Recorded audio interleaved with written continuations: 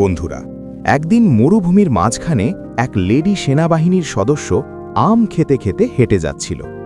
আম খাওয়া শেষ করে সে অবহেলায় আমের বীজটা বালির ওপর ফেলে দিয়ে চলে গেল। কিছুক্ষণ পর এক দাদি সেখানে এসে আমটি হাতে নিয়ে দেখে আমটি নষ্ট। রাগে সে আমটা ছুঁড়ে ফেলে পা দিয়ে পিষে দিল। পরের দিন সকালে একটি সবুজ তোতা পাখি এসে নিজের মুখ থেকে পানি ঢালতে লাগল। রোদ আর পানিতে ধীরে ধীরে গজিয়ে উঠল একটি ছোট্ট আমের চারা। কয়েক মাসের মধ্যেই চারাটি হয়ে উঠল বিশাল আম গাছ, ভরে গেল আমে। হঠাৎ দাদি আবার এসে লোভে পড়ে কুড়াল দিয়ে গাছটি কেটে সব আম নিয়ে চলে গেল। সব কিছু দেখে তোতা পাখিটি গাছের পাশে বসে নীরবে কাঁদতে লাগল। অবহেলা ধ্বংস করে, যত্ন সৃষ্টি করে। বন্ধুরা, এই তোতা পাখিটির জন্য লাইক সাবস্ক্রাইব করো।